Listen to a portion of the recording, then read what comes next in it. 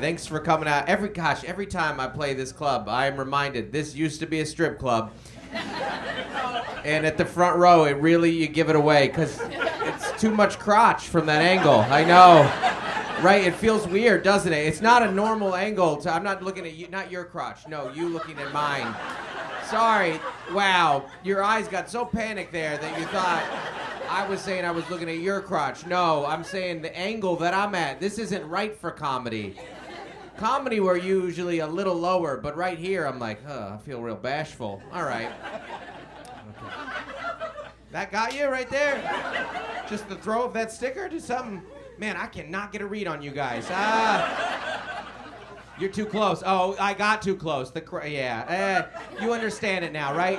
I think that's where it got weird. Is we started off and you thought I was talking about me looking at your crotch, and did you think that too? Oh, I need to clean that up for the second show, don't I? Oh, wow. You're like, wow, this is not the comedian that I thought we were seeing today. I thought he was like a fairly clean-cut, middle-aged dad just talking about dad stuff, and he's like, crotches all up front. Dad helped me, so I didn't know that's what was happening.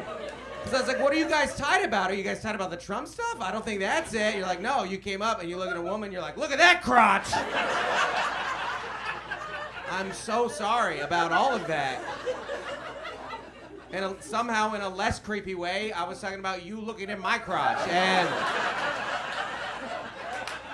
man, I wish I would have picked this up before minute 48.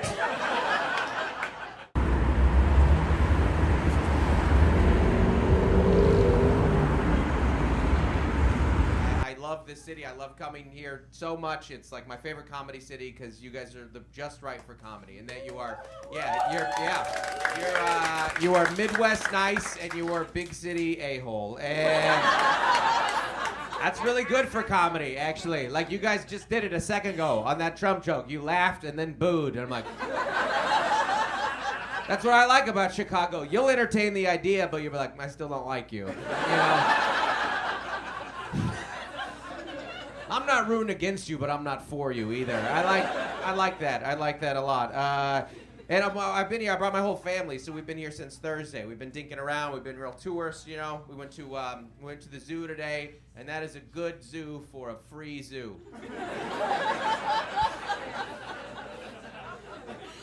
The animals aren't real active, and I think it's because they know they're the free zoo. I think.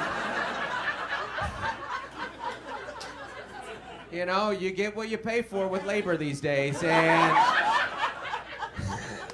the monkeys were like the equivalent of, like, you know, like some minimum wage employee with AirPods in. They're like, I'm not getting paid enough to dance for you. And the monkeys actually were the best show. Like, they were actually fairly active, and it's funny taking your kids to see the monkeys because you're like, I can give this 60 seconds before it starts to get weird.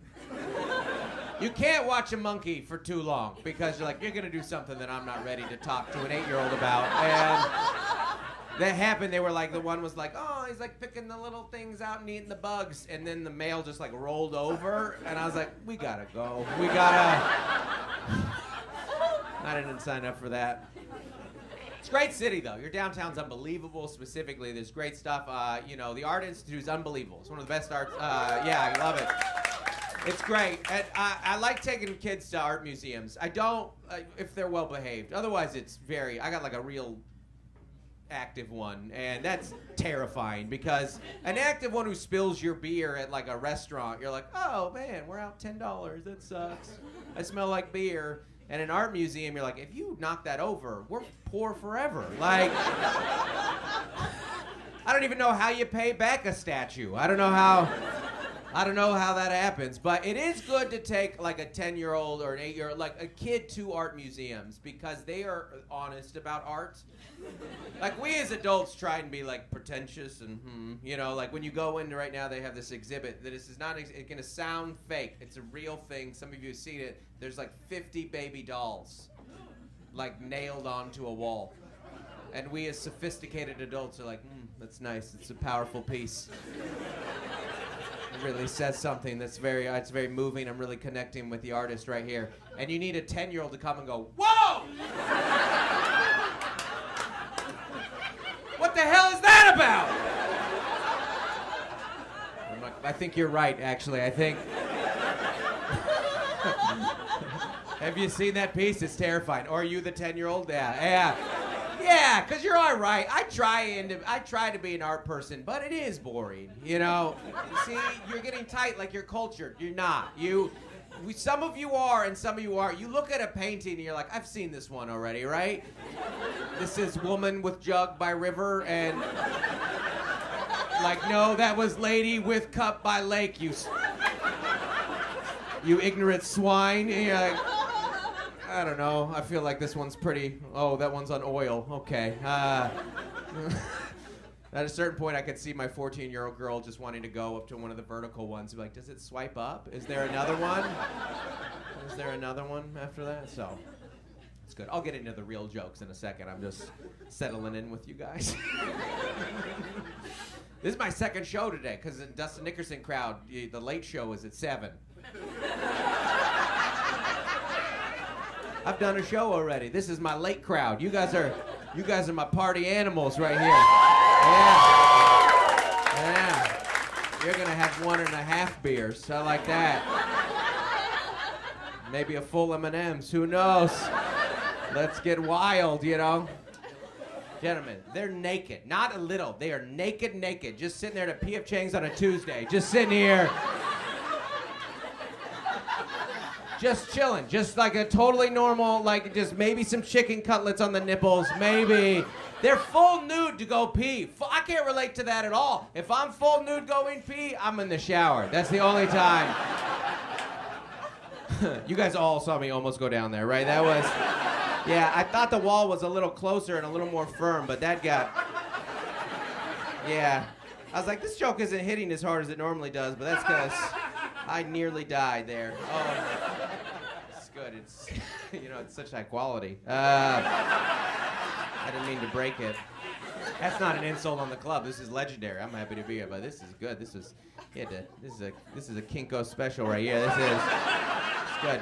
But it has to be this level because I almost broke it. This guy, getting old is a bummer. Because I want to tell you guys, I had to think about that 2 minutes before I was doing it. I was like, I got that squat coming up soon. And before the show, I was like, I gotta get loose. I'm gonna squat today. I walked around the house the other day and I saw a bra on the ground. I thought it was my wife's. Yeah. And I thought it was my daughter. Well, no, I messed it up. Dang it. The big reaction there threw me off. I thought it was my wife's, and I was like, yeah. And then she was like, that's your daughter's. So I was like, oh, no. Oh, I want to die. Oh, can hell be real just for Hitler and me? I'm so curious of what your reaction was, though. Just about bras? Yeah, I like them, you know.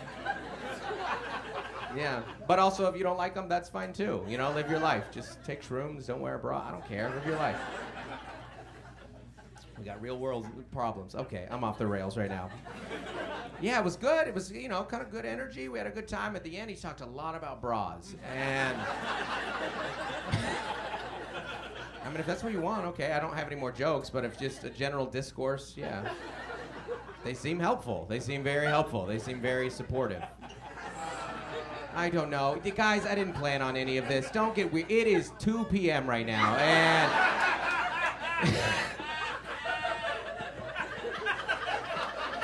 yeah, bras, my man. Yeah. All right, folks, welcome to today's Hipster Coffee Shop review. Intelligentsia in downtown Chicago. Now, you real purists might say, like, that's a chain. You can't use that one. And you are correct. It is a chain. But A, it started in Chicago, and B, it's the closest one to my hotel, so I'm counting it. Guys, this is gonna be a short one. It's great. The first thing you notice when you walk in is they don't notice that you walk in, and I just cannot communicate to you how important bad customer service is in the good coffee industry. I don't know why, but just a general apathy, not just towards your order, but just towards your existence in general, is a good start. I told a joke, it bombed. I was like, this coffee is about to be da bomb. I asked her how she was. She did not initiate it. She said tired. And it felt like not just like a tired from it being early in the morning, just like a tired of life. And I was like, oh my gosh, this is gonna hit. So now the moment of truth. Fantastic, unbelievable. Just, I'll give it 4. No, I'm gonna give it the full 5 out of 5 saggy beanies.